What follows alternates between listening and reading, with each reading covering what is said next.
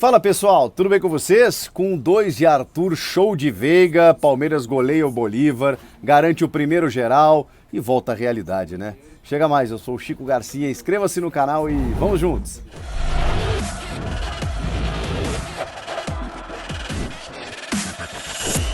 Pessoal, olha onde eu tô aqui, cabine do Allianz Parque, acabei de comentar na Rádio Band News FM, Palmeiras 4, Bolívar 0.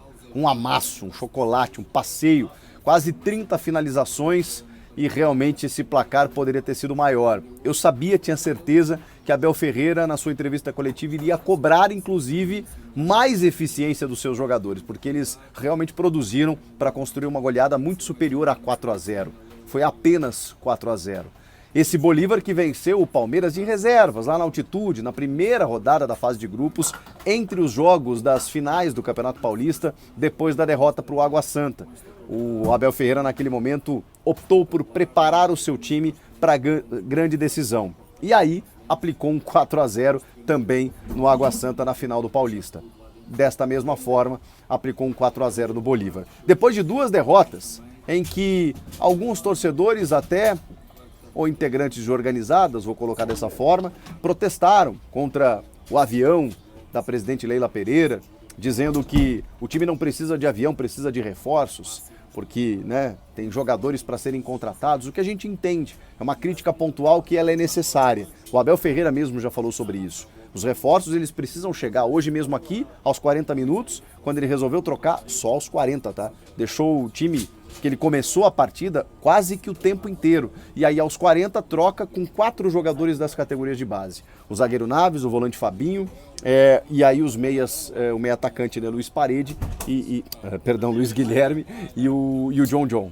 Foram os jovens que entraram e depois ainda o Breno Lopes no Dudu. O Breno é um jogador sempre acionado por ele, que é outro alvo de críticas, não pelo que o Breno entrega, porque ele é um cara que sempre se desdobra quando entra, mas que o Palmeiras precisaria de uma qualidade superior no seu grupo para quando precisasse recorrer ao banco.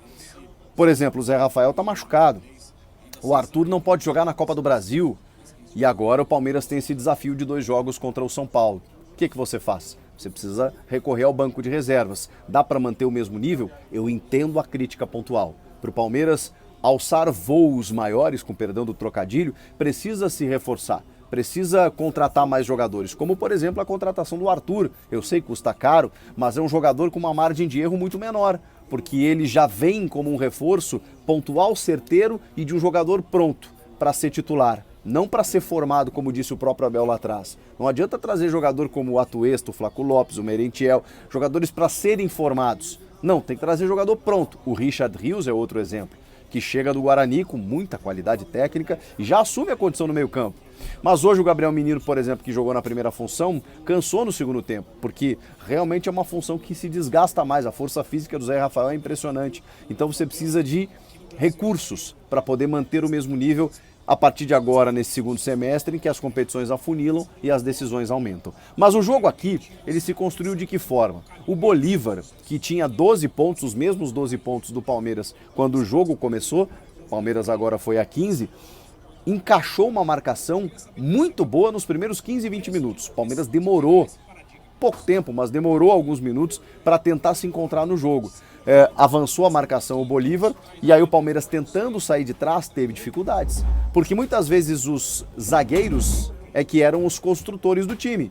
Na medida em que a bola começava com o Luan e Gustavo Gomes e eles tentavam que a bola chegasse no Gabriel Menino ou no Rafael Veiga, que vinha buscar essa bola, eles eram muito marcados.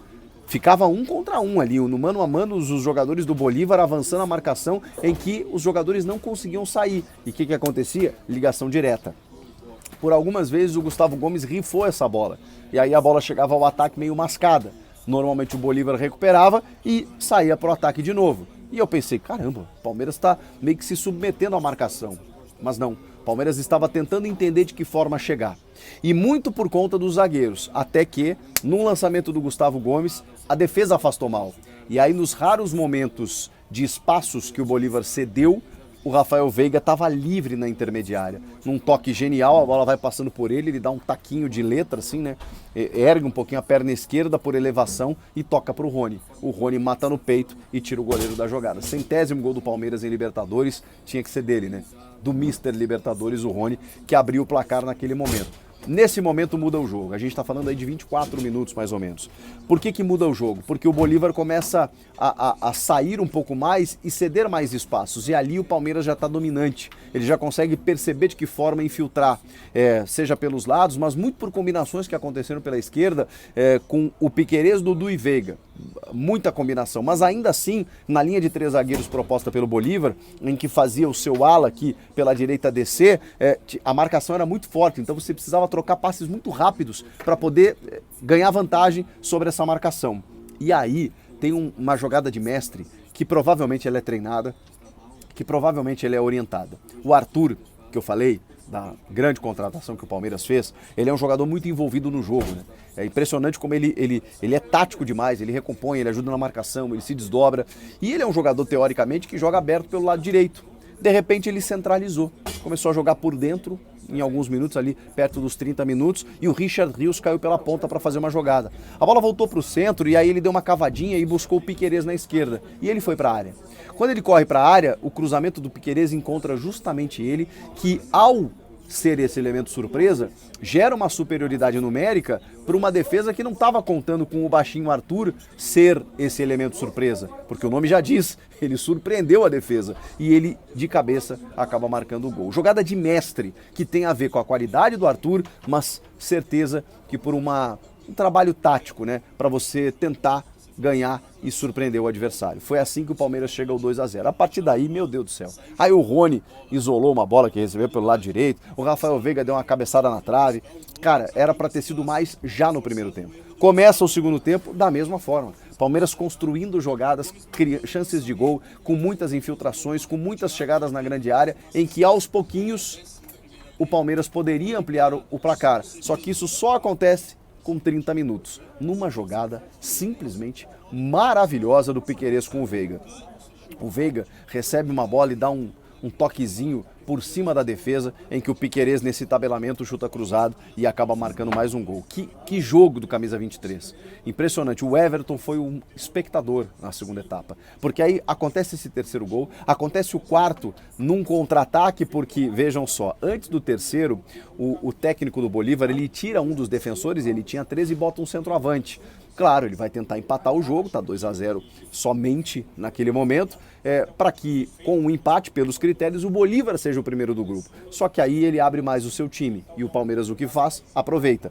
Sai o terceiro gol na sequência, e o quarto, num contra-ataque, o Dudu aqui pelo centro encontra o Arthur, que chega com liberdade de perna direita, marca o quarto gol. Impressionante, cara. 9 gols desde que ele voltou ao Palmeiras, 5 na Libertadores. O Arthur, que até saiu com o tornozelo machucado e não pode, como eu disse, jogar a Copa do Brasil. Vai ser uma grande baixa, mas impressionante como chegou nesse time. É uma equipe que sabe muito bem o que fazer.